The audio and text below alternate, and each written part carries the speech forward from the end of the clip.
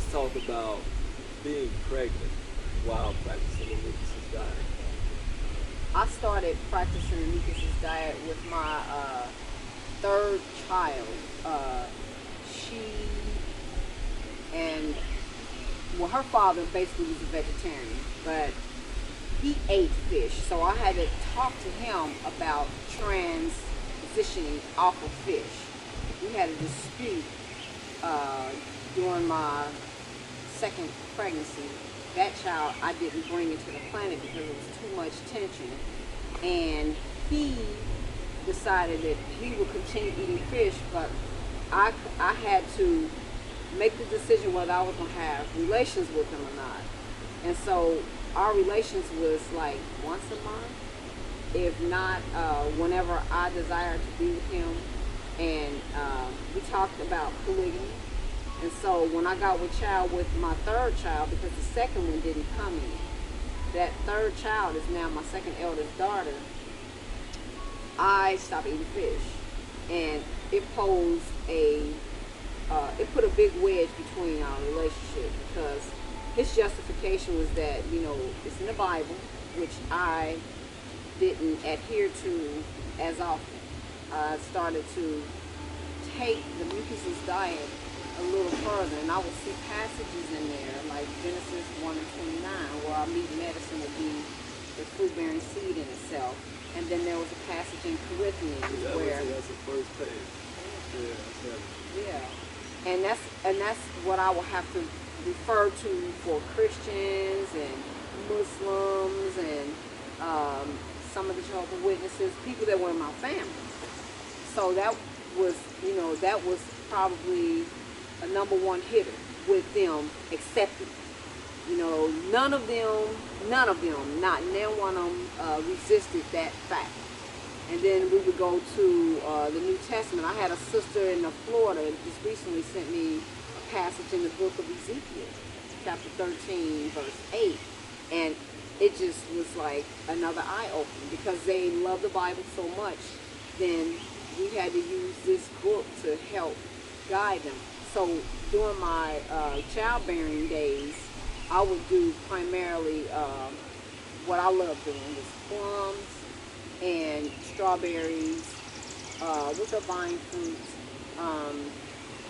Plums grow off the tree, but strawberries, grapes, cucumbers. I ate so many cucumbers, and I just basically lived off of cucumbers. And when I did eat any kind of starch, it wasn't excessive, because I continued taking enemas while I carried all the way to my 19th. So talk about that. I mean, and the fruit, and what women may think they're not getting enough of to carry the child. Wow. What happens? What goes through your head? That piece is extreme, because I was told to go get prenatal care. And I would tell, people that I was getting prenatal care because I was prenatal caring for myself. And I knew that for myself, this would be the best way to go. I went to these midwives that was located in the north side, because to legitimize and to make legal what I was doing, because they had this law where practitioners that were delivering children could go to jail if they didn't have a license, and that it was extreme, because some women did lose their children with some of the midwives that I won't mention, and they paid a heavy price, because these women, their families, if they didn't disown them, they treated them really differently, because some of those ones that came, they went back to resorting to the same old diet. And for me, my personal experience is that I watched everything that I ate, and I was mindful that when I ate excessively, it wasn't no processed food. It wasn't after certain hours. I would eat when the sun is like straight up, and then I would drink a lot of herbs, Say I have some herbs here. Right. These Talk are about some of those. detox body cleansers and cell cleansers, which I started doing, and you can see that around my nose and my lip area, because I wanted to get deeper into my cells. And when I started doing, because I would do dandelions off the line, and I would like pop them. So like these are herbs. those are herbs. Okay. I would like pop dandelions in my mouth like right off the rip, and I started noticing on my backside first and my leg, I got these blotches where they like light blotches. And I was like, I gotta see what this is. So I found out that the liver, which is dandelion, is a liver cleanser, and they grow wild everywhere. And so I started doing it excessively, and I started watching my body. I go to sleep, I wake up, I was like, I got another white spot, I got another white spot. So that intensified my limiters. And then I laid off the limiters because they started getting really high, and I would do the enemas every day, plus some herbs, plus the dandelions. So it ain't no dandelion, it's about 2 of them in this line, so I figured that's my grace. I can have that for breakfast or whatever. But I noticed my liver transforming, literally, before my eyes. But during the time of my childbearing, I didn't have that information then. Had I had that information then, I would have did it then, and I wouldn't have to worry about my children having resort back to an old diet, vegetarian diet, which we had, which consisted of soy products, bread, rice, corn, bean substance. They're all vegetarians, but these things are still prevalent in their diet. Had I had what I had then, like right now, that wouldn't have been prevalent. But because carrying your child in your womb, everything you think, everything you eat is right there with that little one. So they grow up, and they might have desires for certain things. You don't know. All you know is that they grow up, and then all of a sudden, you know, you might have a child that's been a vegetarian all their life, all of a sudden eating McDonald's. Yeah. Well, that's because you done ate McDonald's coming up.